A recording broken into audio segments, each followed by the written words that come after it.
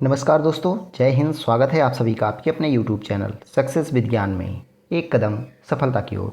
दोस्तों, आज हम लोग लोअर पीसीएस के लिए साइंस एंड टेक का 8वां चैप्टर करेंगे, जो कि काफ़ी इम्पोर्टेंट है। चैप्टर का नाम है रक्षा प्रौद्योगिकी, राष्ट्रीय सुरक्षा में भारत की विज्ञान एवं प्रौद्योगिकी। यह आज हम लोग कंप्लीट करेंगे। इसके पहले जितने भी वीडियो हैं आप लोग प्लेलिस्ट में जाके देख सकते हैं साइंस एंड टेक का। और इसके अलावा इकोलॉजी, डिजास्टर मैनेजमेंट जो है कंप्लीट हो चुका है, वो भी आप लोग जाके प्लेलिस्ट से देख सकते हैं।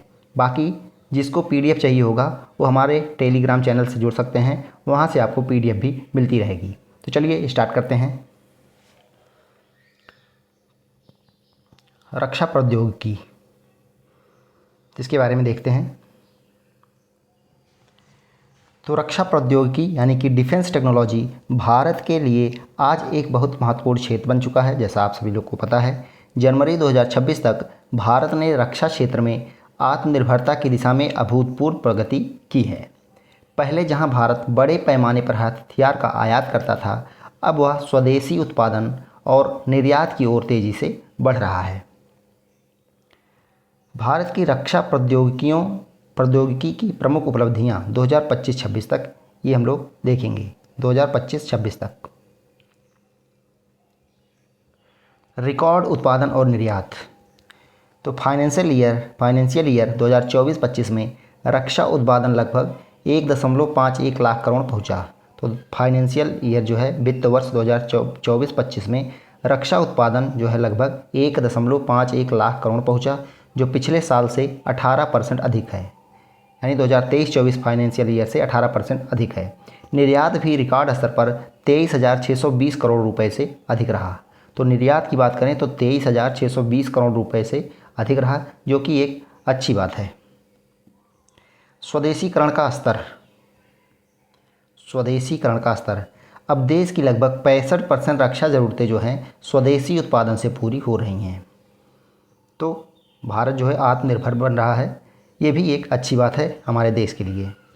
निजी क्षेत्र की भागीदारी, Tata, L&T, Bharat force, solar industries जैसी कंपनियां लड़ाकू विमान, तोपें, पनडुब्बियां और इलेक्ट्रॉनिक वॉरफेयर सिस्टम बना रही हैं। तो निजी क्षेत्र की भागीदारी भी बढ़ रही है। ये भी एक अच्छी बात है, क्योंकि उससे और तेज़ गति से प्रगति हो रही है।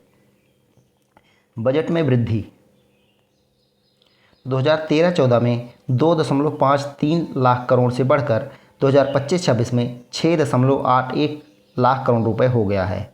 तो लगभग 2.5 से 3 गुना बढ़ गया है। 3 गुना के आसपास आप देख सकते हैं बढ़ गया है 2013-14 से तुलना करें तो 2025-26 में। हाइपरसोनिक तकनीक, इसके बारे में देख लेते हैं। तो हाइपरसोनिक तकनीक का अर्थ है ध्वनि की गति से कम 5 गुना तेज। तो ध्वनि की गति से कम 5 गुना तेज यात्रा करना।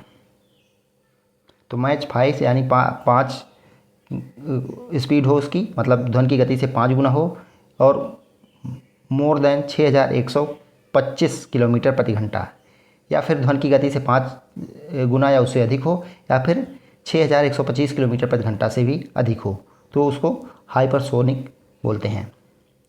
भारत के संदर्भ में यह तकनीक सैन्य और अंतरिक्ष दोनों क्षेत्रों में आत्मनिर्भरता की दिशा में एक बड़ा कदम है।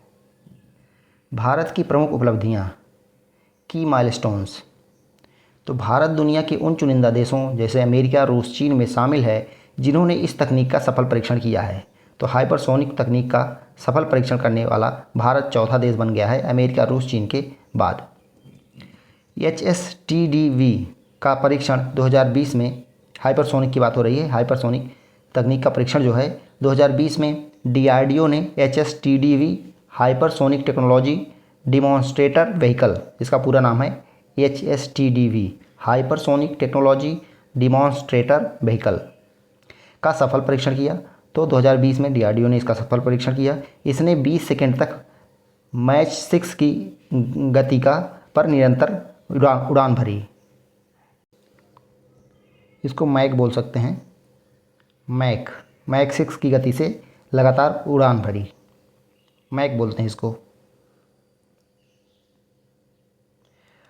LRASHM परीक्षण, LR LRSM परीक्षण 2024 में हुआ। तो नवंबर 2024 में भारत ने अपनी पहली लंबी दूरी की हाइपरसोनिक एंटी शिप मिसाइल का परीक्षण किया, जो मैक 10 की अत्यधिक गति प्राप्त करने में सक्षम है। तो LRSM आप ध्यान रखिए, LRSM परीक्षण जो कि 2024 में हुआ, तो ये नवंबर 2024 में हुआ। भारत ने अपनी पहली लंबी दूरी की हाइपरसोनिक एंटी शिप मिसाइल का परीक्षण किया, जो मैक 10 की अत्यधिक गति प्राप्त करने में सक्षम है। Hypersonic wind tunnel HWT, hypersonic wind tunnel, Bharat ने हैदराबाद में एक उन्नत परीक्षण सुविधा स्थापित की है, जो मैक 5 से मैक 12 तक की स्थितियों का अनुकरण कर सकती है। तो मैक 5 से मैक 12 तक की स्थितियों का अनुकरण कर सकती है। भारत ने ऐसी उन्नत परीक्षण सुविधा स्थापित की है। कहाँ पे? हैदराबाद में।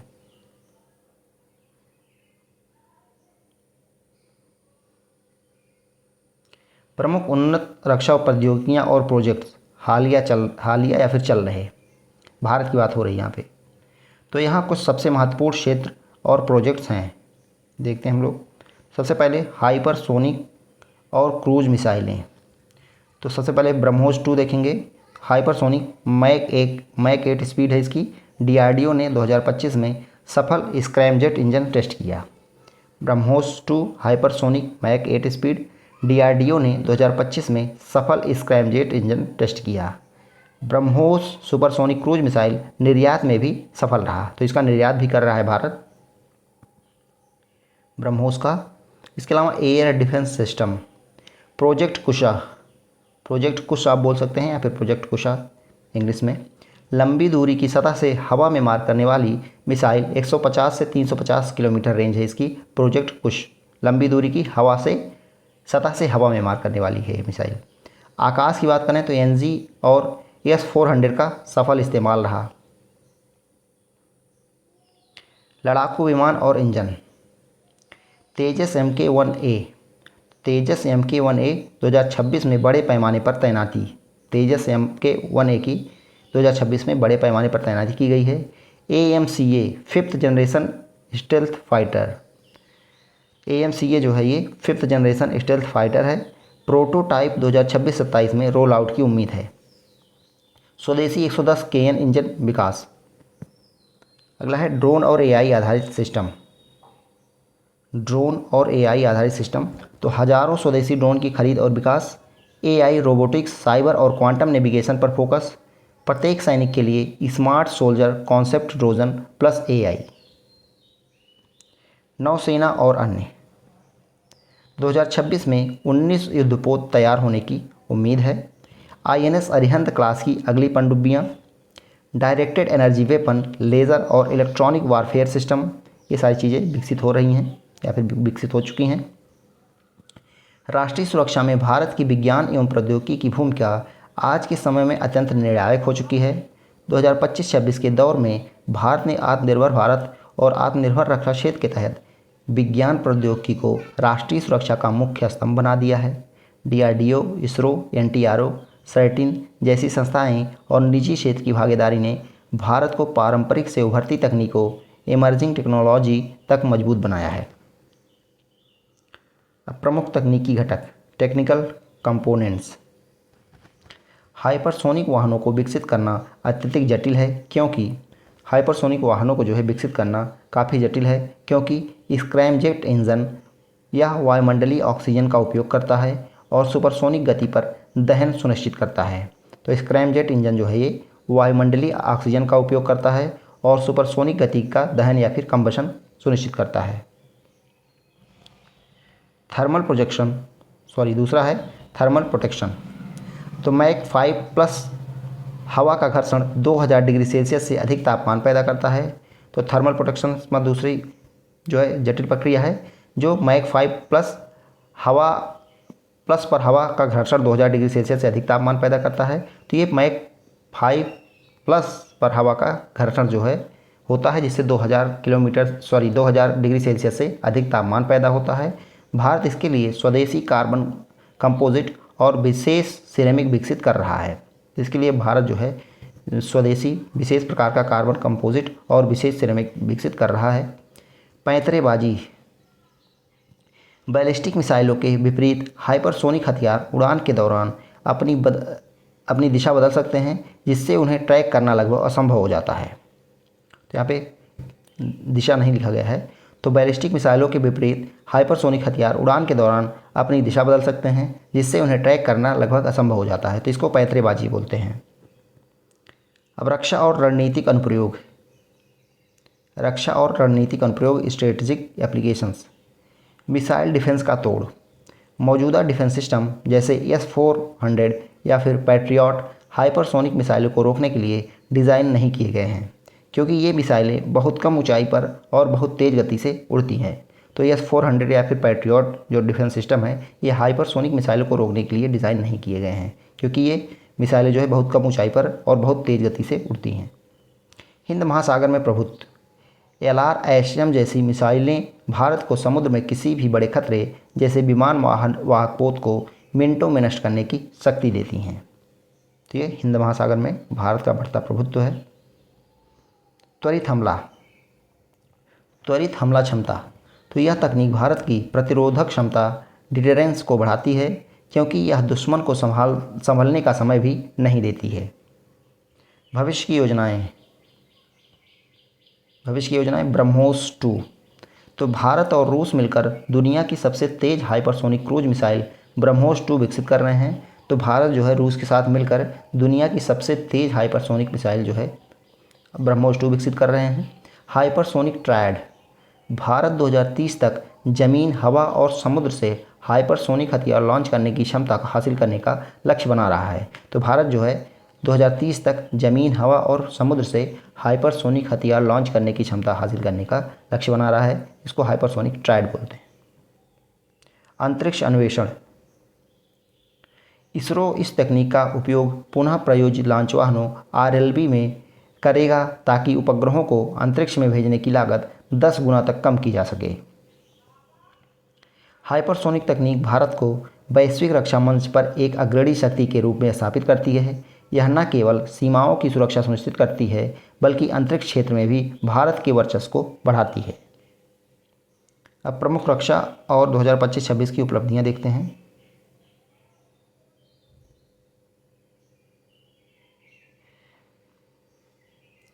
प्रमुख रक्षा क्षेत्र और 2025-26 की उपलब्धियां। तो क्षेत्र है प्रमुख प्रौद्योगिकी या फिर उपलब्धियां 2025-26 तक और राष्ट्रीय सुरक्षा में योगदान। सबसे पहले क्षेत्र मिसाइल और हाइपरसोनिक मिसाइल। तो अग्नि प्राइम रेल मोबाइल लॉन्च, लंबी दूरी की हाइपरसोनिक मिसाइल जो कि 1500 किलोमीटर से ज़्यादा 3 किलोमीटर पर सेकेंड। ब्रह्मोस का निर्यात भी हो रहा है। राष्ट्रीय सुरक्षा में योगदान, तो दूसरी स्ट्राइक क्षमता है इसकी।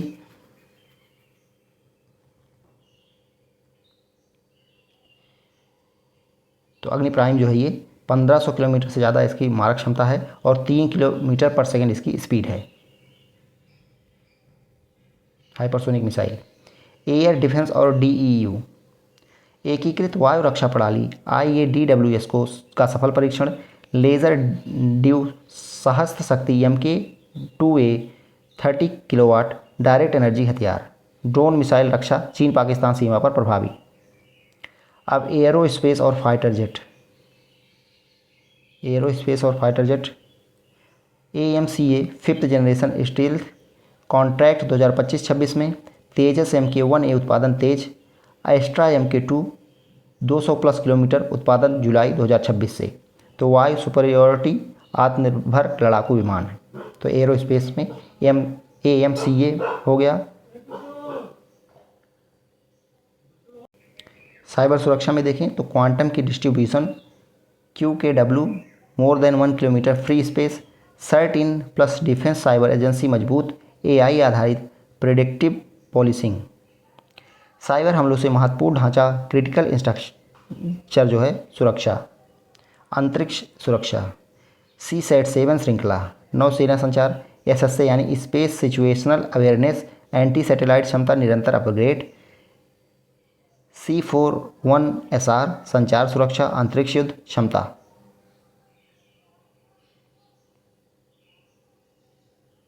अगली तकनीक की बात करें तो क्वांटम एआई रोबोटिक्स। तो इसमें राष्ट्रीय quantum mission, AI mission, autonomous system, MPAUW यानी मानव रहित अंडर वाटर व्हीकल। तो ये अगली पीढ़ी का युद्ध है, नेक्स्ट जनरेशन वारफेयर, निर्णय लेने में तेजी। अगली तकनीक ड्रोन और काउंटर ड्रोन। तो ये स्वदेशी drone counter UAS system operation Sindoor 2025 में जो है इसका सफल प्रदर्शन हुआ था। सीमा निगरानी, असीमित युद्ध, ये चीज़ें इसमें हो गई। अब देखते हैं रक्षा अनुसंधान विकास संगठन, defence research and development organisation यानी कि DRDO।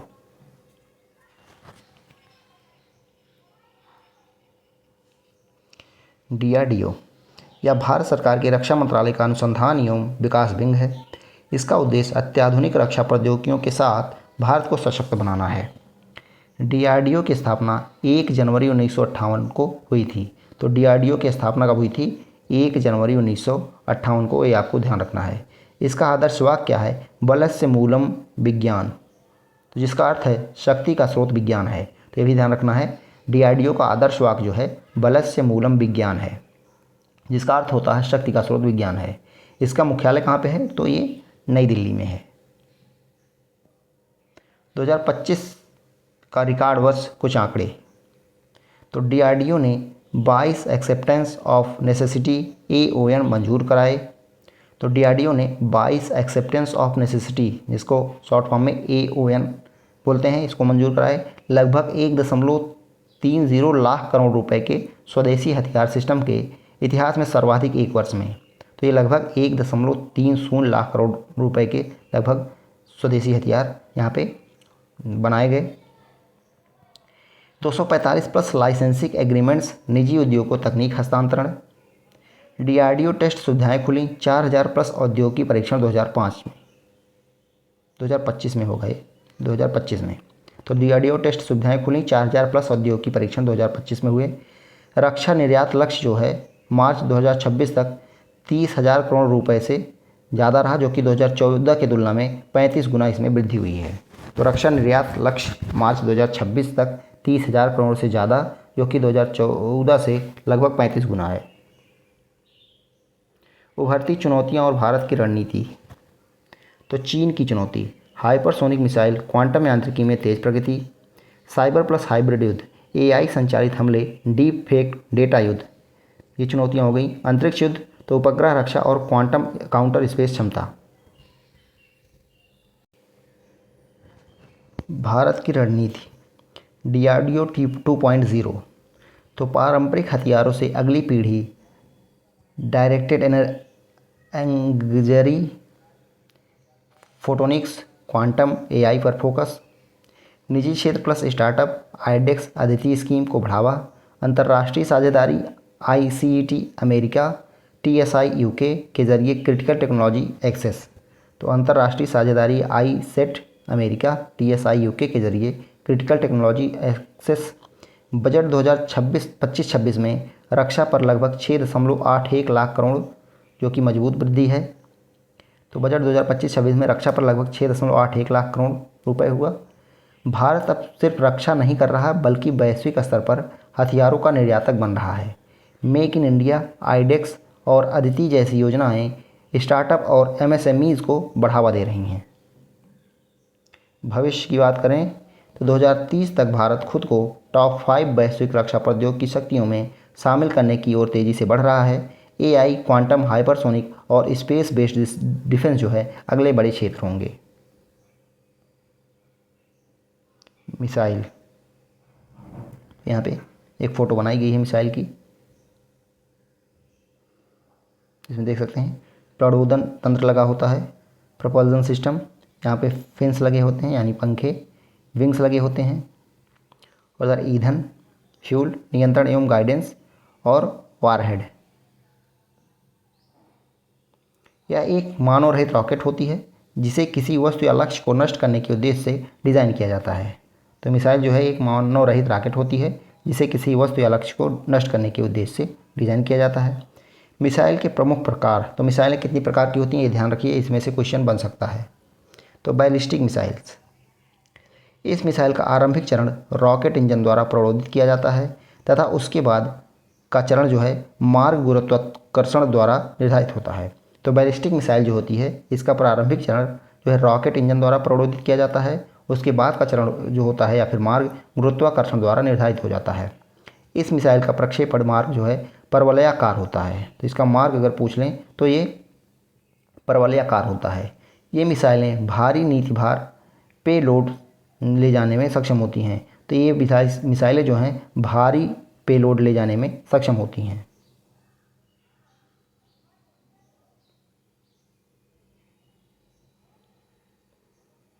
इनका विकास जो है मुख्य रूप से परमाणु वारहेड ले जाने के लिए किया गया है। तो इनका देख लेते हैं। बैलिस्टिक मिसाइल, तो इनका विकास जो है मुख्य रूप से परमाणु वारहेड ले जाने के लिए किया गया है। डीआरडीओ द्वारा विकसित पृथ्वी और अग्नि मिसाइलें बैलिस्टिक मिसाइलों के उदाहरण हैं। तो पृथ्वी और अग्नि मिसाइलें जो कि डीआरडीओ द्वारा विकसित हैं, ये सभी बैलिस्टिक मिसाइलों के उदाहरण हैं। बैलिस्टिक मिसाइल की दूरी के आधार पर वर्गीकरण देखते हैं। तो सामरिक यानी टैक्टिकल बैलिस्टिक मिसाइल, ये क्या है? इसकी मारक क्षमता जो है 150 से 300 किलोमीटर के मध्य है। टैक्टिकल मिसाइल, सामरिक बैलिस्टिक मिसाइल 150 से 300 किलोमीटर के मध्य। थिएटर बैलिस्टिक मिसाइल से TBM बोलते हैं, शॉर्ट फॉर्म में TBM यानी थिएटर बैलिस्टिक मिसाइल, इसकी मारक क्षमता जो है 300 से 3500 किलोमीटर के मध्य है। निम्न दूरी शॉर्ट रेंज की ballistic missile SRBM, short range ballistic missile, तो इसकी मारक क्षमता 300 से 1000 किलोमीटर के मध्य है। मध्यम दूरी मीडियम रेंज की ballistic missile MRBM, medium range ballistic missile, तो 1000 से 3000 किलोमीटर के मध्य इसकी मारक क्षमता है। माध्यमिक दूरी की बैलिस्टिक मिसाइल यानी इंटरमीडिएट रेंज बैलिस्टिक मिसाइल या long range ballistic missile LRBM, ये 3000 से 5500 किलोमीटर के मध्य इनकी मारक क्षमता होती है। अब सबसे तगड़ा आता है अंतर महाद्वीपीय यानी inter continental ballistic missile ICBM, inter continental ballistic missile, ये जो है 5500 किलोमीटर से अधिक इसकी मारक क्षमता होती है। तो ये आपको ध्यान रखना है कि इसकी मारक क्षमता कितनी दूरी तक है, ये ध्यान रखना है। सामरिक बैलिस्टिक मिसाइल का 150 से 300 किलोमीटर, थिएटर बैलिस्टिक मिसाइल यानी TBM का 300 से 3500 किलोमीटर, निम्न दूरी की ballistic missile short range ballistic missile यानी SRBM का 300 से 1000 किलोमीटर और मीडियम रेंज का 1000 से 3000 किलोमीटर, इंटरमीडिएट रेंज यानी माध्यमिक दूरी बैलिस्टिक मिसाइल का और लार्ज रेंज बैलिस्टिक मिसाइल का 300 से 5500 और सबसे ज़्यादा अंतर महाद्वीपीय बैलिस्टिक मिसाइल यानी इंटर कॉन्टिनेंटल बैलिस्टिक मिसाइल, इसका 5500 किलोमीटर से अधिक है। क्रूज मिसाइल देखते हैं। क्रूज मिसाइल, यह एक पायलट रहित स्वचालित निर्देशित यान होता है जो पृथ्वी के वायुमंडल में बेहद कम ऊंचाई पर उड़ान भरने में सक्षम होता है। ये मिसाइलें मुख्य रूप से पारंपरिक वॉरहेड ले जाने के लिए डिज़ाइन की गई हैं। ब्रह्मोस मिसाइल क्रूज मिसाइल का उदाहरण है। तो ब्रह्मोस मिसाइल किसका उदाहरण है? ये क्रूज मिसाइल का उदाहरण है। क्रूज मिसाइलों का वर्गीकरण गति के आधार पर, तो सब सोनिक क्रूज मिसाइल जो है इसकी गति 0.8 मैक होता है। तभी बताया गया था, मैक का मतलब होता है कि आवाज़ साउंड के से कितनी तेज़ चल रहा है। तो साउंड की गति से जितना गुना होता है कोई गति, उसको मैक बोलते हैं। तो सब सोनिक क्रूज मिसाइल जो है 0.8 मैक है इसकी गति। सुपर सोनिक क्रूज मिसाइल जो है 2 से 3 मैक है, यानी ध्वनि की गति से ये 2 से 3 गुना तेज़ी से ये इसकी स्पीड होगी। हाइपरसोनिक क्रूज मिसाइल इसका 5 मैक से अधिक होता है। तो 5 मैक से अधिक किसी की गति है, स्पीड है, तो उसको हाइपरसोनिक क्रूज मिसाइल बोलते हैं। सुपरसोनिक किसे बोलते हैं? 2 से 3 मैक और सबसोनिक 0.8 मैक। ये चीज़ें हो गई। अब आगे देखते हैं ध्वनि की गति के आधार पर वर्गीकरण। तो ध्वनि की गति के आधार पर वर्गीकरण देख लेते हैं।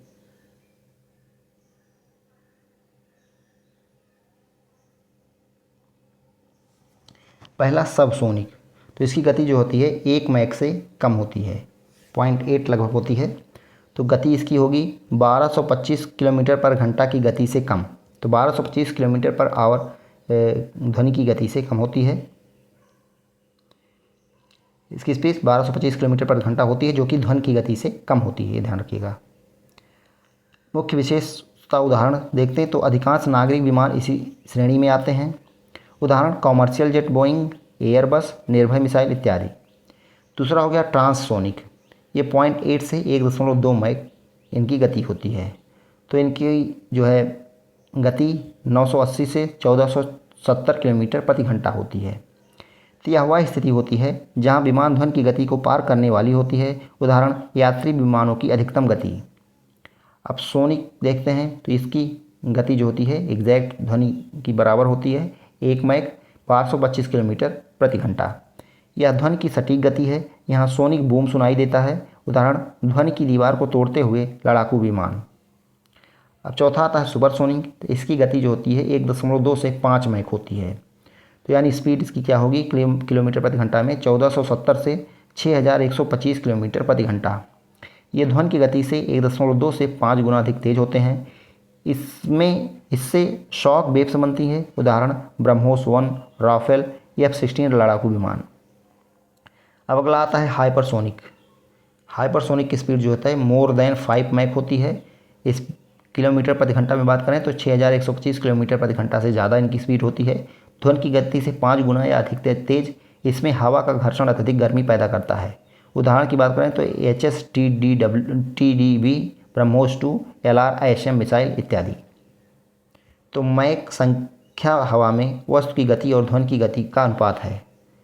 मैक संख्या हवा में वस्तु की गति और ध्वनि की गति का अनुपात है।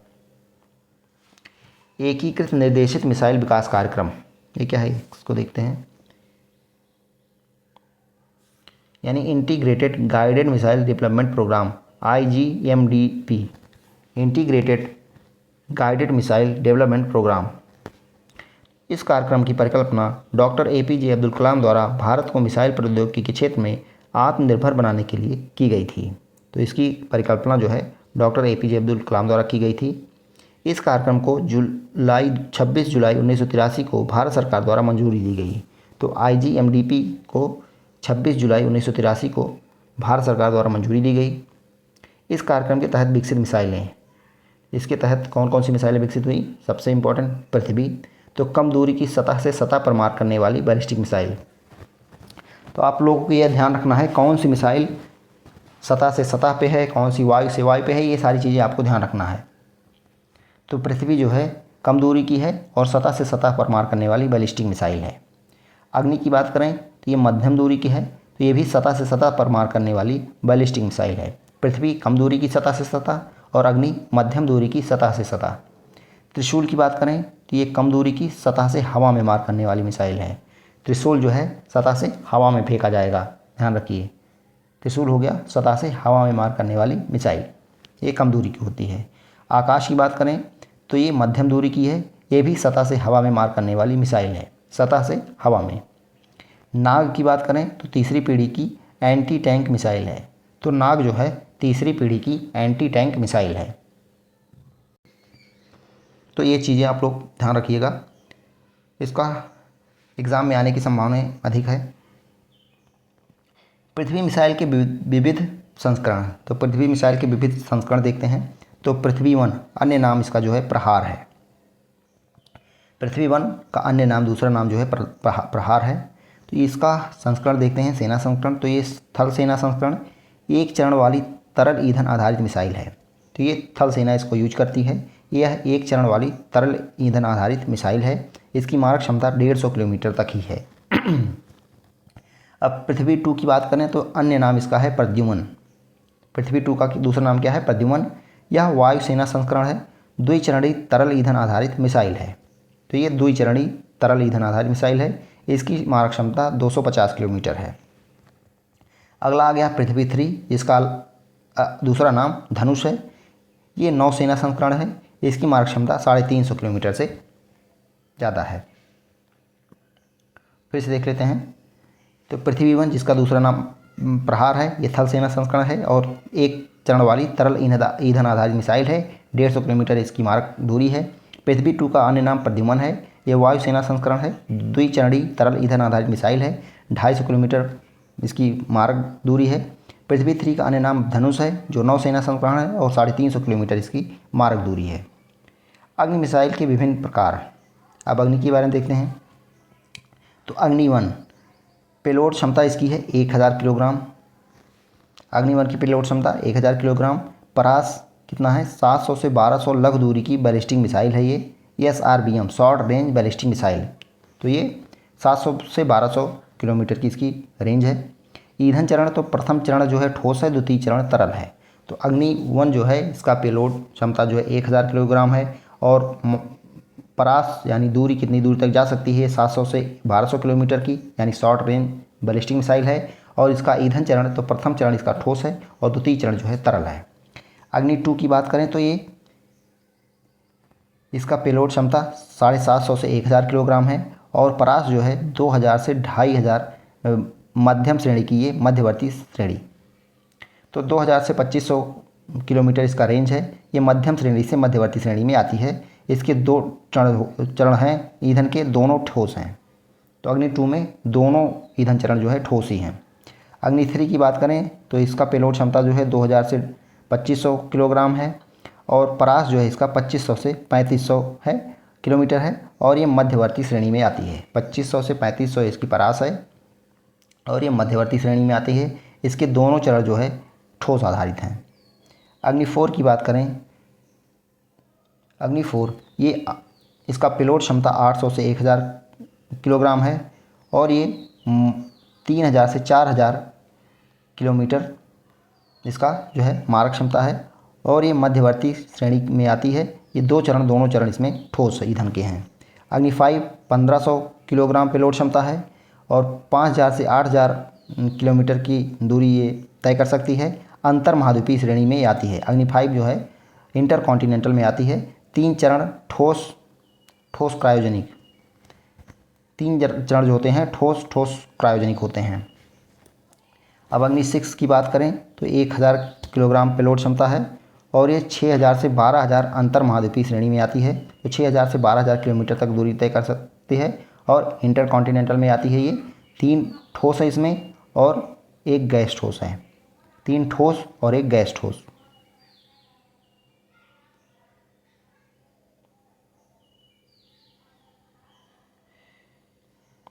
प्रमुख मिसाइल सिस्टम की झलक। तो मिसाइल सिस्टम ब्रह्मोस की बात करें तो ये सुपरसोनिक क्रूज प्रकार की मिसाइल है। रेंज लगभग 290 से 800 प्लस किलोमीटर, और स्थिति 2026 की बात करें तो ऑपरेशनल है, यानी चल रहा है, और निर्यात भी भारत इसका कर रहा है ब्रह्मोस का। ब्रह्मोस 2 की बात करें तो ये हाइपरसोनिक प्रकार की है। तो इसकी रेंज जो है 1500 किलोमीटर है, और स्थिति विकास चरण में है। टेस्ट इसका सफल हो चुका है ब्रह्मोस 2। आकाश एनजी की बात करें तो सतह से हवा में ये मार करने वाला है। आकाश एनजी सतह से हवा, और इसकी रेंज है 70 से 100 प्लस किलोमीटर है, और 2026 में तैनाती इसकी शुरू हो चुकी है। प्रोजेक्ट कुशा M1 M3, प्रोजेक्ट कुश M1 M3 लंबी दूरी एयर डिफेंस सिस्टम है। ये लंबी दूरी की एयर डिफेंस सिस्टम 150 से 350 किलोमीटर की रफ्तार है, इसकी रेंज है, और टेस्टिंग जो है इसकी 2026 से शुरू हुई है। MPA-TZM man portable anti tank, तो man portable anti tank guided missile इसका फुल फॉर्म हो जाएगा। ये 4 प्लस किलोमीटर की रेंज है, और ये इंडक्शन चरण में है। अब देखते हैं नाग मिसाइल के बारे में। नाग मिसाइल यह एक टैंक रोधी मिसाइल है। तो नाग मिसाइल जो है ये टैंक रोधी मिसाइल है। इसकी मारक क्षमता जो है 3 से 7 किलोमीटर तक है। तो नाग मिसाइल की मारक क्षमता 3 से 7 किलोमीटर है।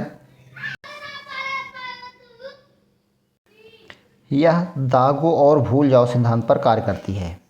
तो नाग मिसाइल जो है ये दागो और भूल जाओ सिद्धांत पर कार्य करती है। तो ऐसे डायरेक्ट पूछ लिया जाएगा कि दागो और भूल जाओ सिद्धांत पर कार्य करने वाली मिसाइल का नाम क्या है, तो यह है नाग मिसाइल। अगला है त्रिशूल मिसाइल। इस मिसाइल की मारक क्षमता जो है 9 से 12 किलोमीटर थी। भारत ने 2008 में इस मिसाइल का उत्पादन बंद कर दिया। तो 2008 में भारत ने इस मिसाइल का उत्पादन बंद कर दिया गया। इसकी रेंज 9 से 12 किलोमीटर थी।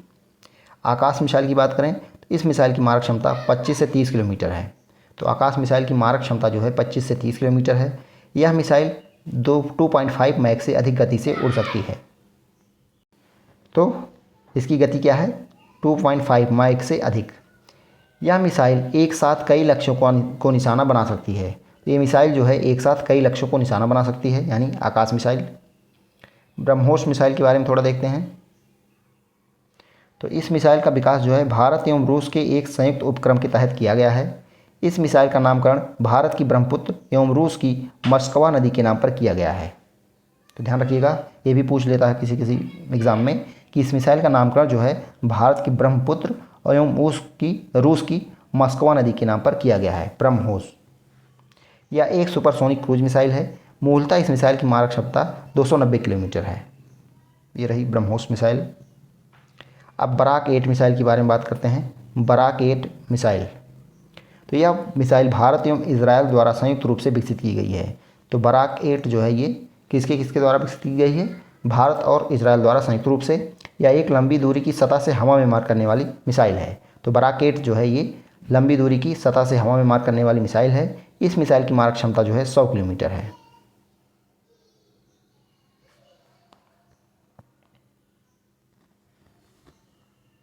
S-400 surface to air missile system.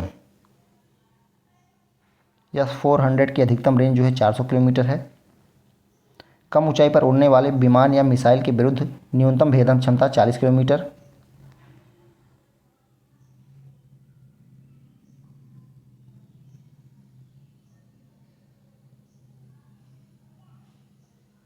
यहाँ पे मिसाइल की रेंज दी गई है 400 किलोमीटर। मिसाइल की रेंज 9M96 की जो है 120 किलोमीटर, 48N6 की 250 किलोमीटर और 40N6 400 किलोमीटर।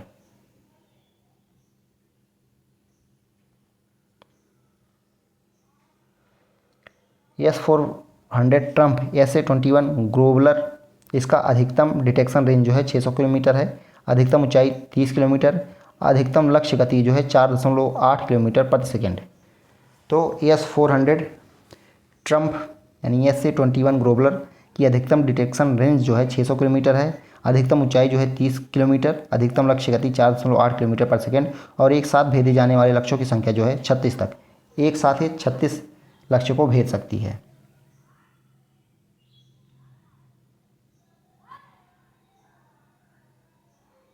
लॉन्चर, ये फायर कंट्रोल रडार है।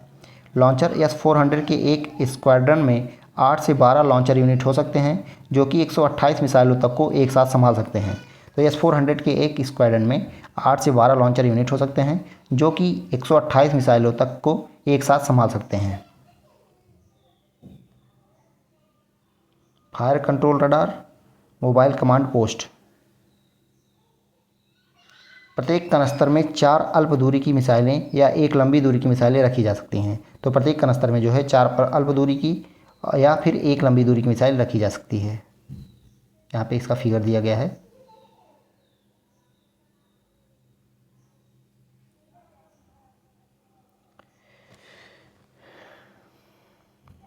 अन्य भारतीय युद्धक टैंक निर्माण व कार्य, तो AMX-13 ये भारतीय युद्धक टैंक है। AMX-13 यह फ्रांस का हल्का टैंक है जिसे 1953 से 1985 के मध्य में निर्मित किया गया। 1965 के भारत पाक युद्ध में भारतीय सेना ने इसका इस्तेमाल किया था। तो 1965 के भारत पाक युद्ध में भारतीय सेना ने AMX-13 भारतीय टैंक का इस्तेमाल किया था जो कि फ्रांस से लिया गया था। युद्ध के वक्त पाकिस्तानी सेना EM-48 पेट्रोनस का इस्तेमाल कर रही थी जो AMX-13 से बहुत उन्नत थे। उस समय जो है पाकिस्तान सेना जो है EM-48 पेट्रोनस का इस्तेमाल कर रही थी जो AMX-13 से बहुत उन्नत थे उस समय। विजयंत की बात करें तो यह भारत का मुख्य युद्धक टैंक था जो भारत में ही बना था। यह भारतीय सेना का प्रथम स्वदेश निर्मित टैंक था। तो भारतीय सेना का प्रथम स्वदेश निर्मित टैंक कौन था? ये विजयंत था। T-72 T-72 यह रूस द्वारा निर्मित मुख्य युद्धक टैंक है। इसके दो प्रकार हैं, T-72N और T-75-2MI। तो T-72 के दो प्रकार हैं, T-72N और T-752MI। इसका स्वदेशी नाम जो है अजेय टैंक है, अजेय टैंक। T-90 यह रूस द्वारा निर्मित मुख्य युद्धक टैंक है। भारत सरकार द्वारा T-90 टैंकों का आयात किया गया जिसका स्वदेशी नाम भीष्म है। तो भीष्म जो युद्धक टैंक है उसका मेन नाम जो है T-90 है जो रूस से आयातित किया गया है। अर्जुन टैंक या फिर NK-2 अर्जुन टैंक NK2 यह तीसरी पीढ़ी का मुख्य युद्धक टैंक है। इसमें armour piercing fin stabilised discard sabot प्रणाली का उपयोग किया गया है।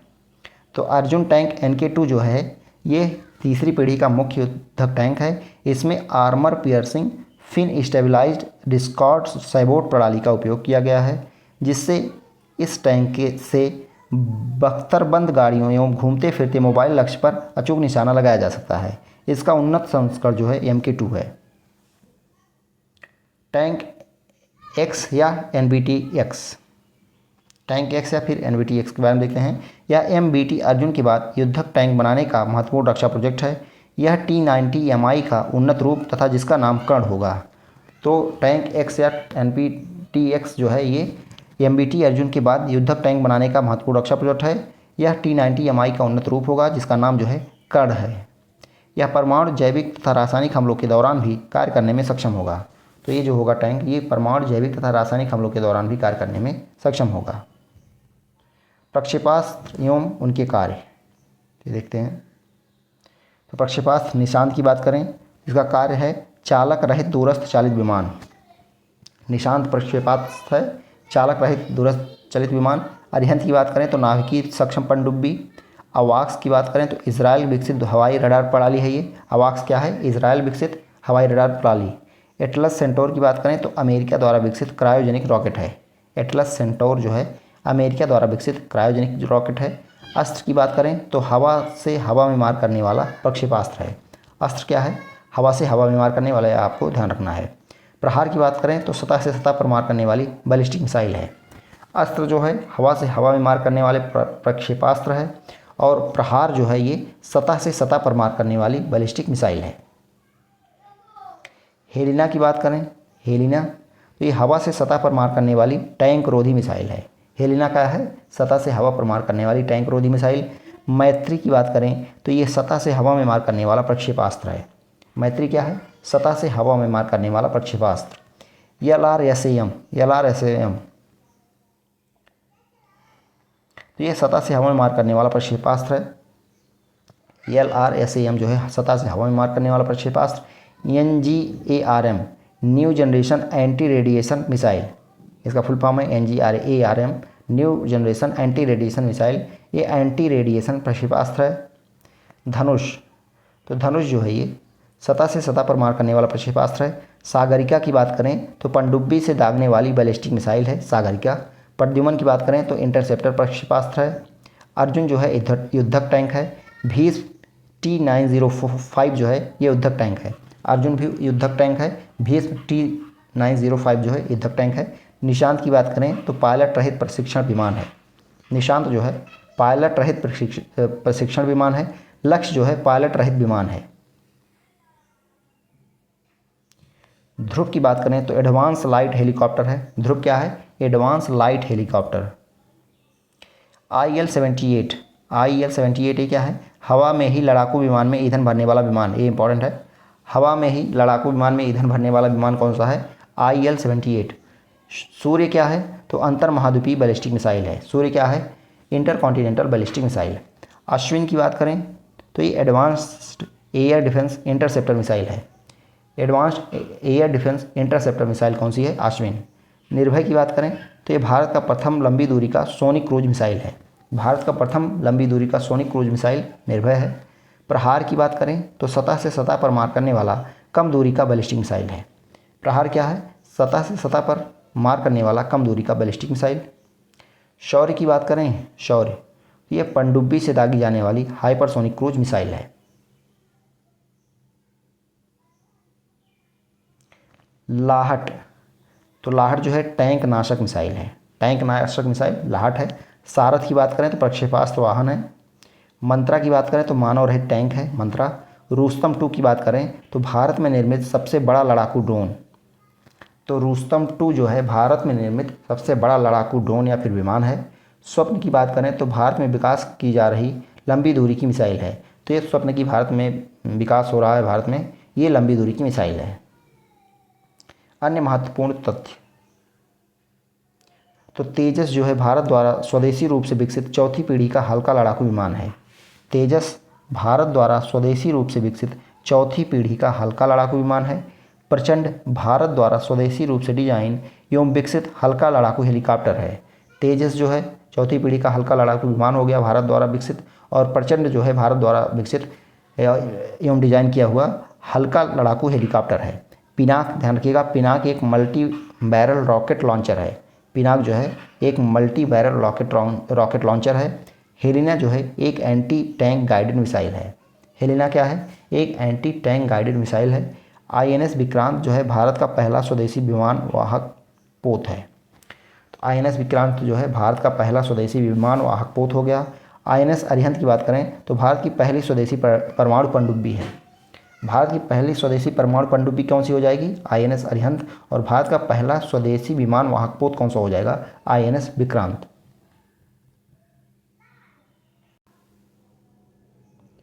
अब भारत के प्रमुख युद्धपोत एवं पनडुब्बियां और विशेषता। भारत के प्रमुख युद्धपोत एवं पनडुब्बियां और उनकी विशेषता। तो INS दिल्ली, प्रमुख पनडुब्बियां INS दिल्ली पनडुब्बी है, जिसकी विशेषता है ये बड़ा युद्धपोत है। INS मैसूर की बात करें तो अत्याधुनिक विनाशकारी युद्धपोत है। INS मैसूर अत्याधुनिक विनाशकारी युद्धपोत हो गया। INS सुजाता की बात करें तो गश्ती जलयान है, ये गश्त लगाने वाला। INS सिंधु शस्त्र क्या है? ये क्रूज प्रक्षेपास्त्रों से लैस पनडुब्बी है। INS सिंधु शस्त्र जो है ये क्रूज प्रक्षेपास्त्रों से लैस पनडुब्बी है। INS आदित्य की बात करें तो स्वदेश निर्मित देश का सबसे बड़ा टैंकर पोत है। स्वदेश निर्मित देश का सबसे बड़ा टैंकर पोत कौन सा है? INS आदित्य। INS तरंगिणी की बात करें तो दक्षिणी कमान का एक सैनिक प्रशिक्षण पोत है। INS तरंगिणी क्या है? दक्षिणी कमान का एक सैनिक प्रशिक्षण पोत है। INS दर्शक की बात करें तो गोवा शिपयार्ड लिमिटेड द्वारा निर्मित हाइड्रोग्राफिक सर्वे वेसल है। INS तलवार की बात करें तो भारत का पहला स्टील्थ युद्धपोत है। भारत का पहला स्टील्थ युद्धपोत INS तलवार। INS प्रहार की बात करें तो विश्व के सबसे तेज़ गति से चलने वाली मिसाइल पोत है। INS प्रहार जो है विश्व के सबसे तेज़ गति से चलने वाली मिसाइल पोत है। INS शिवालिक की बात करें तो स्वदेश निर्मित पहला स्टील्थ युद्धपोत।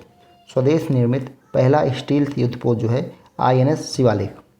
INS जलाश्व ये लैंडिंग प्लेटफॉर्म डॉक है। INS जलाश्व जो है लैंडिंग प्लेटफॉर्म डॉक है। INS सतपुड़ा, तो INS सतपुड़ा जो है शिवालिक श्रेणी का स्टील्थ युद्धपोत है। शिवालिक श्रेणी का स्टील्थ युद्धपोत INS सतपुड़ा हो गया। INS कोमोर्ता, INS कोमोर्ता स्वदेश निर्मित देश का पहला पनडुब्बी रोधी युद्धपोत है। स्वदेश निर्मित देश का पहला पनडुब्बी रोधी युद्धपोत कौन सा है? INS कोमोर्ता। INS विशाखापट्टनम देश का पहला जंगी पोत, परमाणु, जैविक एवं रासायनिक हमलों से निपटने में सक्षम। तो INS विशाखापट्टनम जो है ये देश का पहला जंगी पोत है जो परमाणु, जैविक एवं रासायनिक हमलों से निपटने में सक्षम है। INS कलवारी, ये ध्यान रखिएगा, INS कलवारी जो है स्कॉर्पियन श्रेणी की देश की पहली पनडुब्बी, पहला टॉर्पीडो लॉन्च एवं रिकवरी पोत है। तो INS कलवारी जो है ये स्कॉर्पियन श्रेणी की देश की पहली पनडुब्बी, पहला टॉर्पीडो लॉन्च एवं रिकवरी पोत है। INS अस्त्रधारिणी, INS अस्त्रधारिणी तो ये स्वदेश निर्मित प्रथम टॉर्पीडो लॉन्च एवं रिकवरी पोत है। INS अस्त्रधारिणी जो है ये स्वदेश निर्मित प्रथम टॉर्पीडो लॉन्च एवं रिकवरी पोत है। INS विक्रमादित्य की बात करें तो भारत का सबसे बड़ा विमान वाहक पोत है। तो भारत का सबसे बड़ा विमान वाहक युद्धपोत कौन सा है? INS विक्रमादित्य। INS चेन्नई की बात करें तो भारत का सबसे बड़ा गाइडेड मिसाइल विध्वंसक जलपोत है। भारत का सबसे बड़ा गाइडेड मिसाइल विध्वंसक जलपोत INS चेन्नई। INS मार्मुगाओ क्या है? ये गाइडेड मिसाइल विध्वंसक युद्धपोत है। गाइडेड मिसाइल विध्वंसक युद्धपोत। अब देखते हैं लड़ाकू विमान। कुछ लड़ाकू विमान के बारे में यहाँ पे बताया गया है, देखते हैं। तो सबसे पहले MiG-21 बाइसन। MiG-21 बाइसन तो यह विमान रूसी मूल का एक इंजन, एक सीट वाला, बहु प्रकार के युद्ध या ज़मीनी आक्रमण करने वाला विमान है जो भारतीय वायुसेना की रीढ़ की हड्डी है। तो MiG-21 बाइसन जो है ये विमान रूसी मूल का एक इंजन, एक सीट वाला, बहु प्रकार के जो है आक्रमण करने वाला विमान है, युद्ध और ज़मीनी, जो भारतीय वायुसेना की रीढ़ की हड्डी है। इसकी अधिकतम गति सीमा जो है 2230 किलोमीटर प्रति घंटा है और यह अपने साथ 23 मिलीमीटर ट्विन बैरल कैनन और जिसके साथ 4 R-60 क्लोज कम्बाट मिसाइल होती है को लेकर उड़ता है। अब जगुआर की बात करें। जगुआर तो यह एंग्लो फ्रेंच मूल का 2 इंजन 1 सीट तथा गहरी घुसपैठ कर मार करने वाला विमान है। तो यह जगुआर जो है एंग्लो फ्रेंच मूल का 2 इंजन 1 सीट तथा गहरी घुसपैठ कर मार करने वाला विमान है, जिसकी गति सीमा 1350 किलोमीटर प्रति घंटा है। यहाँ पे मिलीमीटर लिखा है, किलोमीटर प्रति घंटा है। इसके पास 2 30 मिलीमीटर गन होती है और यह R-350 मैजिक CCMs को 4750 किलोग्राम के भार के साथ लेकर उड़ सकता है। MiG-29 तो MiG-29 जो है रूसी मूल का यह जहाज़ 2 इंजन और 1 सीट वाला श्रेष्ठ लड़ाकू विमान है, जिसकी अधिकतम गति जो है 2445 किलोमीटर प्रति घंटा है। यह 17 किलोमीटर तक प्रहार कर सकता है। यह 30 मिलीमीटर कैनन के साथ 4 R-6 क्लोज कम्बोट और 2 R-27R medium range radar guided missile से लैस होता है। MiG-27 की बात करें तो यह रूसी मूल का 1 सीट और 1 इंजन वाला विमान है, जिसकी अधिकतम गति जो है 1700 किलोमीटर प्रति घंटा है। यह 23 millimetre 6 barrel rotary integral cannon के साथ 4000 किलोग्राम के हथियार लेकर उड़ सकता है।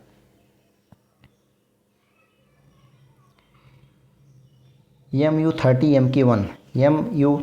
MK1 रूसी मूल के इस विमान में एक X-30 मिमी GSH गन के साथ 8000 किलो अतिरिक्त हथियार लेकर चलने की क्षमता है। इसमें विभिन्न प्रकार की मीडियम रेंज गाइडेड हवा से हवा में मार करने वाली मिसाइलों के साथ सक्रिय अथवा अर्ध सक्रिय रडार अथवा इंफ्रारेड होमिंग क्लोज रेंज मिसाइलें ले जाने की क्षमता है। इसकी अधिकतम गति सीमा जो है 2500 किलोमीटर प्रति घंटा है। तेजस की बात करें तो यह भारत का हल्का लड़ाकू विमान है और कई भूमिका निभाने वाला सुपरसोनिक युद्ध विमान है। यह रक्षा उपकरणों के क्षेत्र में आत्मनिर्भर बनने में सहायक होगा। मिराज 2000 जो है फ्रांस मूल का 1 सीट वाला वायु रक्षक और विविध भूमिकाएं निभाने वाला यह विमान 2495 किलोमीटर प्रति घंटा अधिकतम गति से उड़ सकता है। इसमें 30 मिमी इंटीग्रल कैनन और 2 मात्रा सुबर 530D मीडियम रेंज तथा 2 R-550 मैजिक 2 क्लोज कम्बैट जो है मिसाइलें फिट होती हैं।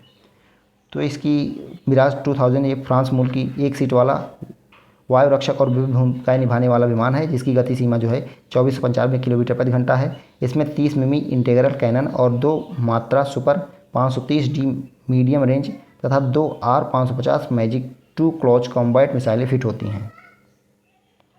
अब परमाणु बम देखते हैं क्या है। एटॉमिक बम तो यह नाभिकीय विखंडन क्रिया पर आधारित होता है। तो नाभिकीय विखंडन क्रिया पर आधारित होता है एटॉमिक बम। इसमें तीव्रगामी न्यूट्रॉन विखंडी पदार्थ के परमाणु के नाभिक को 2 या 2 से अधिक टुकड़ों में विभाजित करता है तथा बड़ी मात्रा में ऊर्जा मुक्त होती है। परमाणु बम से जुड़े महत्वपूर्ण तथ्य। संयुक्त राज्य अमेरिका ने द्वितीय विश्व युद्ध के दौरान अगस्त 1942 में परमाणु बम विकसित करने के लिए मैनहट्टन परियोजना को मंजूरी दी थी। तो संयुक्त राज्य अमेरिका ने द्वितीय विश्व युद्ध के दौरान अगस्त 1942 में परमाणु बम विकसित करने के लिए मैनहट्टन परियोजना को मंजूरी दी थी। संयुक्त राज्य अमेरिका ने 16 जुलाई 1945 को न्यू मैक्सिको के दक्षिण में अपना पहला परमाणु परीक्षण किया। तो यूएसए ने 16 जुलाई 1945 को न्यू मैक्सिको के दक्षिण में अपना पहला परमाणु परीक्षण किया। जे रॉबर्ट ओपेनहाइमर को परमाणु बम का जनक कहा जाता है। तो जे रॉबर्ट ओपेनहाइमर को परमाणु बम का जनक कहा जाता है। वह मैनहट्टन परियोजना के लॉस एलामोस प्रयोगशाला के निदेशक थे।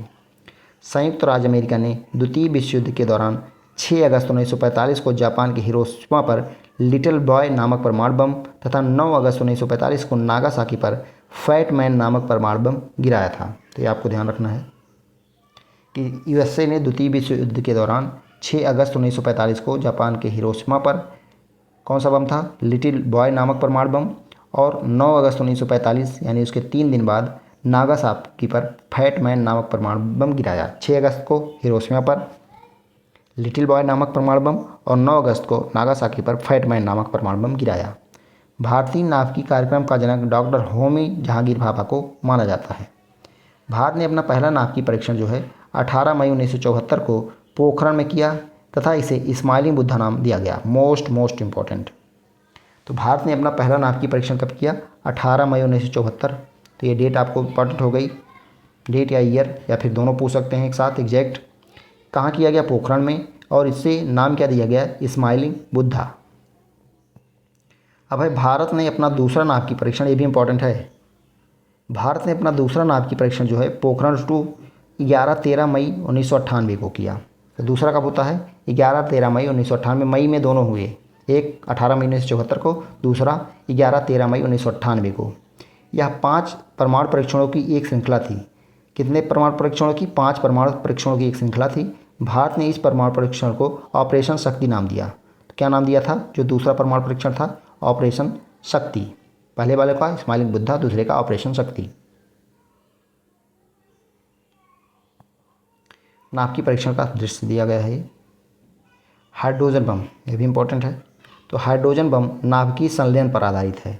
जहाँ एटॉमिक बम जो है, परमाणु बम, नाभ की विखंडन पर आधारित है, हाइड्रोजन बम ये नाभ की संलयन पर आधारित है। यह भारी हाइड्रोजन नाभिकों के संलयन पर आधारित है।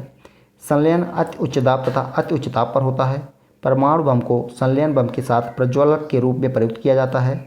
संलयन प्रक्रिया में उत्पन्न तीव्र न्यूट्रॉन बाहरी यूरेनियम की परत में विखंडन करते हैं। परिणामतः एक संलयन श्रृंखला प्रक्रिया उत्पन्न होती है तथा विशाल मात्रा में ऊर्जा मुक्त होती है। फिर से देखते हैं, संलयन प्रक्रिया में उत्पन्न तीव्र न्यूट्रॉन जो है बाहरी यूरेनियम की परत में विखंडन करते हैं।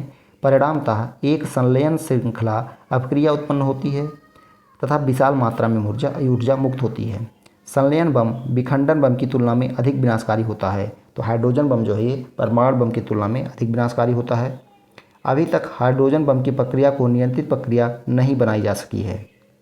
तो इसको नियंत्रित प्रक्रिया नहीं बनाई जा सकी है। रक्षा उपक्रमों की स्थापना एवं उनके उद्देश्य। रक्षा उपक्रम स्थापना और उद्देश्य या कार्य। हिंदुस्तान एरोनॉटिक्स लिमिटेड AHAL, ये कहाँ पे है? बेंगलुरु में। Hindustan aeronautics limited HAL Bengaluru. स्थापना अक्टूबर 1940 में होती है। स्थापना वर्ष याद रखिएगा, HAL की स्थापना 1940। उद्देश्य क्या है? अस्त्र डिजाइन, फिक्स विंग एयरक्राफ्ट तथा हेलीकॉप्टर, लड़ाकू प्रशिक्षण एवं परिवहन का विकास और उत्पादन। अस्त्र डिजाइन हो गया, फिक्स विंग एयरक्राफ्ट तथा हेलीकॉप्टर का विकास और उत्पादन, जिसमें लड़ाकू प्रशिक्षण एवं परिवहन शामिल होगा। उपग्रह प्रक्षेपण यान और उपग्रह के लिए एकीकृत प्रणाली का उत्पादन। अगला है भारत इलेक्ट्रॉनिक्स लिमिटेड BEL, कहाँ पे? बेंगलुरु में। 1954 में इसका विकास हुआ। भारत की सशस्त्र सेनाओं और अर्धसैनिक बलों के लिए इलेक्ट्रॉनिक उपकरणों का विकास। तो भारत के सशस्त्र सेनाओं और अर्धसैनिक बलों के लिए इलेक्ट्रॉनिक उपकरणों का विकास BEL द्वारा किया जाता है। EBM इलेक्ट्रॉनिक वोटिंग मशीन का निर्माण भी भारत इलेक्ट्रॉनिक लिमिटेड करती है। अगला है भारत अर्थ मूवर्स लिमिटेड BEML, ये भी बेंगलुरु में। भारत अर्थ मूवर्स लिमिटेड बेंगलुरु, मई 1964 में इसकी स्थापना होती है। इसका उद्देश्य है रक्षा उत्पादन, खनन एवं निर्माण उपकरण तथा रेल एवं मेट्रो रेल उत्पाद, डीजल इंजनों का निर्माण। मझगांव डाक लिमिटेड MDL मुंबई में है। मझगांव डाक लिमिटेड MDL मुंबई, मई 1934 में इसकी स्थापना होती है। भारतीय नौसेना और तटरक्षक बल के लिए युद्धपोत और पनडुब्बियों का निर्माण। अगला है modern reach workshop limited Kolkata. Modern reach workshop limited Kolkata, इसका जो है स्थापना 1 अप्रैल 1960 को। 1934 में स्थापित garden reach ship builders and engineers limited का अधिग्रहण अप्रैल 1960 में किया गया। तो ये पहले garden reach ship builders and engineers limited नाम का जो है ये था, जिसका अधिग्रहण अप्रैल 1960 में कर लिया गया। तो इसकी स्थापना 1 अप्रैल 1960 में मानी जाएगी। नौसेना तथा तटरक्षक सेना के लिए विभिन्न प्रकार के युद्ध पोतों एवं सहायक पोतों के लिए निर्माण एवं मरम्मत में संलग्न। Goa shipyard limited GSL, Vasco da Gama Goa में है ये। गोवा शिपयार्ड लिमिटेड GSL 1957 में स्थापना होती है। जहाज एवं जलपोतों का निर्माण मरम्मत करना यहाँ पे कार्य होता है। Bharat dynamics limited BDL Hyderabad, Kanchanbagh व भानूर। तो Bharat dynamics limited BDL Hyderabad में है। 1970 में स्थापना होती है। यह संस्थान देश के प्रमुख प्रक्षेपास्त्रों जैसे पृथ्वी, त्रिशूल, आकाश, नाग, धनुष इत्यादि के उत्पादन के लिए उत्तरदायी है। अगला है मिश्र धातु निगम लिमिटेड हैदराबाद में। MIDHANI हैदराबाद। मिश्र धातु निगम लिमिटेड नवंबर 1973 में स्थापना होती है। मिश्र धातु का निर्माण करना इसका कार्य है। Hindustan shipyard limited HSL Visakhapatnam Andhra Pradesh में। Hindustan shipyard limited HSL Visakhapatnam जून 1941 में स्थापित, 1952 में सरकार द्वारा अधिग्रहण। स्थापना जून 1941 में होती है, 1952 में सरकार द्वारा इसका अधिग्रहण किया जाता है। उद्देश्य है जहाज निर्माण, बुनियादी ढांचा और सुविधाएं। भारतीय थल सेना के प्रशिक्षण संस्थान व उनके मुख्यालय। तो ये देखते हैं, संस्थान है नेशनल डिफेंस एकेडमी NDA। ये कहाँ पे है? इसका मुख्यालय खड़गवासला में है। Khadakwasla. Indian military academy IMA ये देहरादून में है। ये पूछा जाता कई बार, Indian military academy Dehradun. National defence college ये नई दिल्ली में है। नेशनल डिफेंस एकेडमी जो है खड़गवासला में है, जबकि नेशनल डिफेंस कॉलेज जो है ये नई दिल्ली में है। डिफेंस सर्विस स्टाफ कॉलेज ये कहाँ पे है? बिलिंगटन में है। Defence service staff college Billington में हो गया। इन्फेंट्री स्कूल कहाँ पे है? महू मध्य प्रदेश में। इन्फेंट्री स्कूल महू मध्य प्रदेश, ये भी कई बार पूछा जाता है। आर्टिलरी स्कूल जो है देवलाली में है और आर्म्ड सेंटर जो है अहमदनगर में है। तो महू वाला याद रखिएगा, infantry school. National defence college याद रखिएगा नई दिल्ली। नेशनल डिफेंस एकेडमी याद रखिएगा, इंडियन मिलिट्री एकेडमी याद रखिएगा। भारतीय वायुसेना के प्रशिक्षण संस्थान व उनके मुख्यालय। ये देखते हैं, भारतीय वायुसेना के प्रशिक्षण संस्थान व उनके मुख्यालय। संस्थान है एयर फोर्स एडमिनिस्ट्रेटिव कॉलेज, मुख्यालय है Coimbatore. Air force administrative college कहाँ पे है? कोयम्बटूर में। Para trooper training college, para trooper training school ये आगरा में है, उत्तर प्रदेश में। तो आपका UP स्पेशल में भी ये पूछा जा सकता है। पैरा ट्रूपर ट्रेनिंग स्कूल जो है आगरा में है। Air force technical college Jalahalli Bengaluru में है। एयर फोर्स टेक्निकल कॉलेज जो है जलाहली बंगलुरु में। एयर फोर्स एकेडमी जो है हैदराबाद में है, ये भी इम्पोर्टेंट है। एयर फोर्स एकेडमी कहाँ पे है? ये हैदराबाद में है। एलिमेंट्री फ्लाइंग स्कूल जो है बीदर कर्नाटक में है। Elementary flying school Bidar Karnataka में। भारतीय थल सेना कमांड, भारतीय थल सेना कमांड जो है पूर्वी कमांड कोलकाता में, उत्तरी कमांड उधमपुर में। तो भारतीय थल सेना कमांड का पूर्वी कमांड जो है कोलकाता में होता है, उत्तरी कमांड उधमपुर में। इसको याद रखिएगा, पूछा जा सकता है। पूर्वी कमांड सबसे पूर्व में कोलकाता के आसपास, आप समझ सकते हैं, वेस्ट बंगाल कोलकाता में पूर्वी कमांड। उत्तरी कमांड उधमपुर में है। पश्चिमी कमांड की बात करें, चंडी मंदिर हरियाणा। पश्चिमी कमांड कहाँ पे हो गया? चंडी मंदिर हरियाणा। दक्षिणी कमांड पुणे में, दक्षिणी पुणे में हो गया। मध्य कमांड लखनऊ में। तो भारतीय थल सेना का मध्य कमांड लखनऊ में है। तो UP स्पेशल के लिए भी ये इंपॉर्टेंट हो गया। प्रशिक्षण या ट्रेनिंग कमांड जो है ये शिमला में है। प्रशिक्षण या ट्रेनिंग कमांड शिमला में है। भारतीय वायुसेना कमांड, अब वायुसेना कमांड देखते हैं। पूर्वी कमांड का मुख्यालय जो है शिलांग में है। पूर्वी कमांड का मुख्यालय कहाँ हो गया भारतीय वायुसेना का? शिलांग में। पश्चिमी कमांड नई दिल्ली में। मध्य कमांड प्रयागराज इलाहाबाद, ये भी ध्यान रखिएगा। भारतीय थल सेना का जो मध्य कमांड था वो लखनऊ में था और भारतीय वायुसेना का मध्य कमांड प्रयागराज में है। दक्षिणी कमांड तिरुवनंतपुरम में है। दक्षिणी पश्चिमी कमांड गांधीनगर में है, गुजरात में। दक्षिण पश्चिमी गांधीनगर गुजरात। प्रशिक्षण कमांड ट्रेनिंग जो है बेंगलुरु में। तो भारतीय वायुसेना का प्रशिक्षण कमांड जो है ये बेंगलुरु में है। अनुरक्षण यानी मेंटेनिंग कमांड कहाँ पे है? ये नागपुर महाराष्ट्र में है। अब नौसेना कमांड देख लेते हैं। पूर्वी कमांड विशाखापट्टनम में है। तो नौसेना कमांड जो है पूर्वी कमांड विशाखापट्टनम, पश्चिमी कमांड मुंबई, दक्षिणी कमांड कोच्चि। तो तीनों आप लोग याद रखिए। अब भारतीय नौसेना के प्रशिक्षण संस्थान व उनके मुख्यालय। भारतीय नौसेना के प्रशिक्षण संस्थान व उनके मुख्यालय देखते हैं। तो INS चिल्का तो भुवनेश्वर में है। चिल्का लेक जो है ओडिशा में है, तो भुवनेश्वर में हो जाएगा।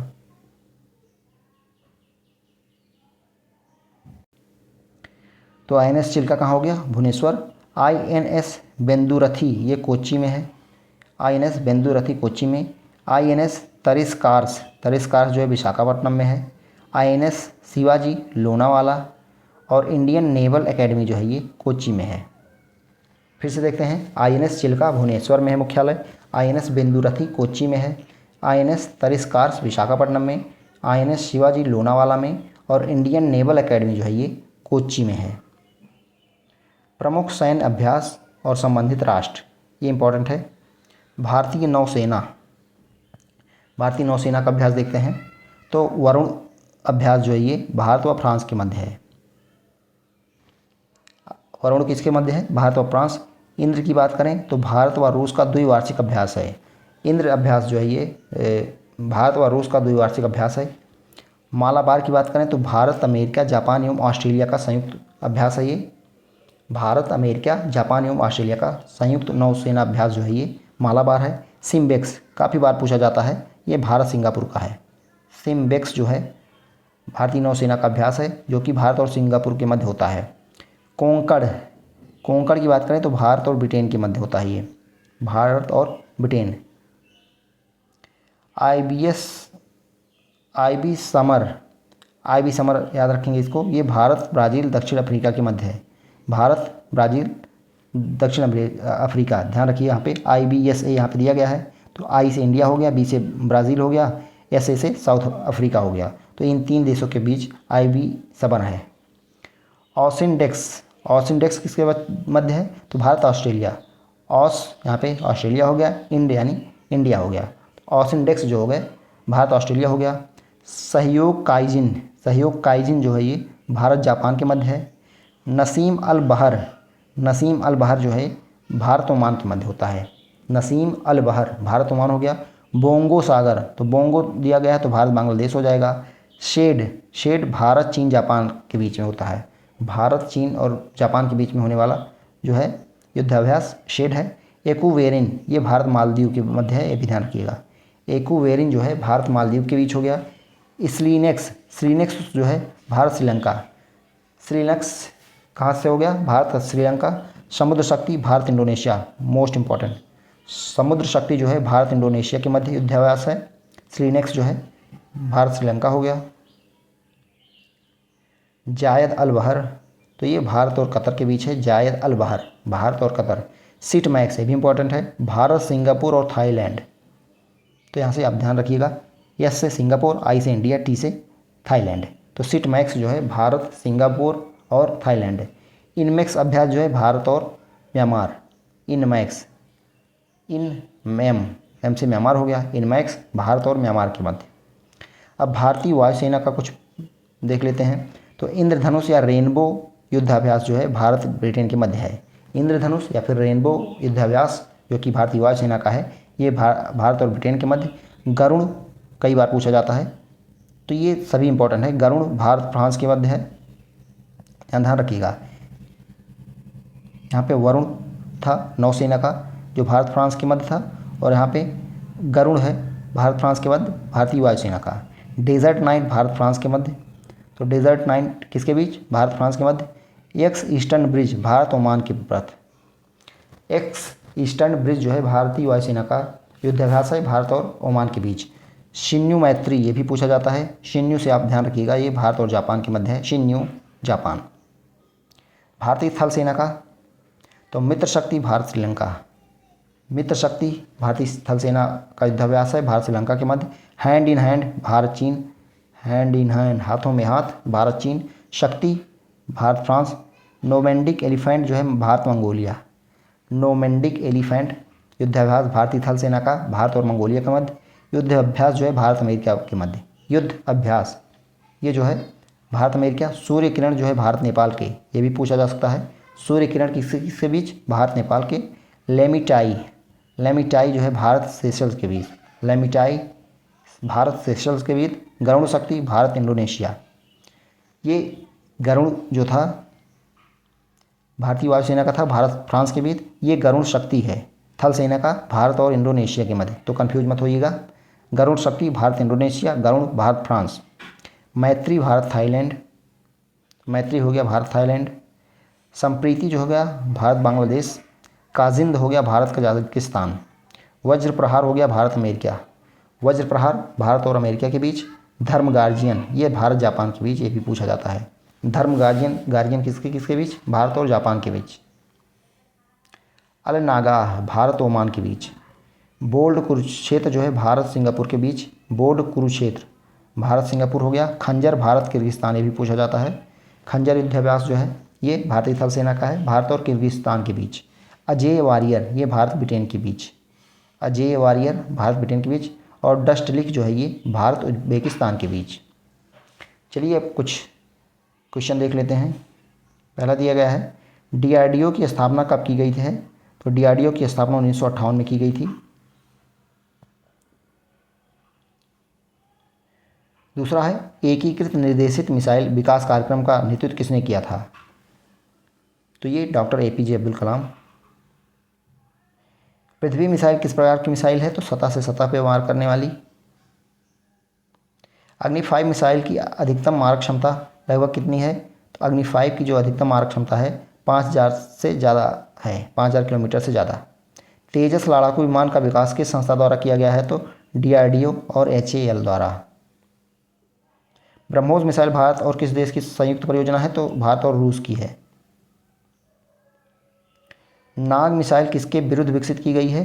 तो टैंक रोधी ये मिसाइल है। अर्जुन टैंक का विकास किसने किया है? तो डीआरडीओ ने। अर्जुन टैंक। पिनाका क्या है? तो पिनाका जो है मल्टी बैरल रॉकेट लॉन्चर है। इंपॉर्टेंट क्वेश्चन है पिनाका। आकाश मिसाइल किस प्रकार की है? तो आकाश जो है सतह से हवा में मार करने वाली है। भारत का पहला स्वदेशी परमाणु पनडुब्बी कौन सी थी? तो आईएनएस अरिहंत जो है भारत की पहली स्वदेशी परमाणु पनडुब्बी है। त्रिशूल मिसाइल का विकास आईजीएमडीपी के अंतर्गत किया गया था या किस प्रकार की है? तो त्रिशूल मिसाइल का विकास जो है पहली बात आईएमजीडीपी द्वारा किया गया है। ये सतह से हवा में मार करने वाली मिसाइल है त्रिशूल। राफेल लड़ाकू विमान भारत ने किस देश से खरीदे हैं? तो फ्रांस से। डीआरडीओ का मुख्यालय नई दिल्ली में है, ध्यान रखिएगा। निर्भय मिसाइल किस प्रकार की मिसाइल है? तो निर्भय जो है सबसोनिक क्रूज मिसाइल है। सबसोनिक क्रूज मिसाइल है। भारत का पहला स्वदेशी हल्का लड़ाकू विमान तेजस है। पहला स्वदेशी हल्का लड़ाकू विमान तेजस हो गया। अस्त्र मिसाइल किसके लिए है? तो अस्त्र जो है हवा से हवा में मार करने वाली मिसाइल है। प्रोजेक्ट 751 किससे संबंधित है? प्रोजेक्ट 751 किससे संबंधित है? डीजल इलेक्ट्रिक पनडुब्बियों से। रुद्रम मिसाइल किसके लिए विकसित की गई है? तो रुद्रम मिसाइल जो है ये एंटी रेडिएशन रडार दमन। भारत की पहली स्वदेशी एंटी ड्रोन सिस्टम किसने विकसित किया? तो भारत की पहली स्वदेशी एंटी ड्रोन सिस्टम डीआरडीओ द्वारा विकसित किया गया है। S-400 मिसाइल सिस्टम भारत ने किस देश से प्राप्त किया है? तो ये रूस से प्राप्त किया है। डीआरडीओ द्वारा विकसित MPATGM का पूरा नाम क्या है? तो MPTGM जो है ये डीआरडीओ द्वारा विकसित है। इसका पूरा नाम है man portable anti tank guided missile. MPATGM man portable anti tank guided missile. Vikrant Bharat का क्या है? तो ये स्वदेशी एयरक्राफ्ट कैरियर है। विक्रांत जो है स्वदेशी एयरक्राफ्ट कैरियर है भारत का। भारत की मिसाइल प्रौद्योगिकी में फायर एंड फॉरगेट क्षमता वाली मिसाइल कौन सी है? तो दागो और भूल जाओ बताया गया था, ये नाग है। मेक इन इंडिया के अंतर्गत रक्षा क्षेत्र में आत्मनिर्भरता का मुख्य उद्देश्य क्या है? तो मेक इन इंडिया के अंतर्गत रक्षा क्षेत्र में आत्मनिर्भरता का मुख्य उद्देश्य आयात कम करना और स्वदेशी उत्पादन बढ़ाना। तो ये ऑप्शन कंप्लीट हो जाएगा। अब ये चैप्टर कंप्लीट हुआ। अगला चैप्टर हम लोग अगले वीडियो में देखेंगे। बाकी 3 वीडियो और आएगी, लगभग 3 वीडियो में कंप्लीट हो जाएगा पूरा साइंस एंड टेक। उसके बाद हम लोग दूसरा सब्जेक्ट उठाएंगे। तो दोस्तों अगर वीडियो पसंद आया हो तो लाइक करें और चैनल पर बने रहें, जिससे आपको ऐसे वीडियो मिलते रहें। धन्यवाद। जय हिंद।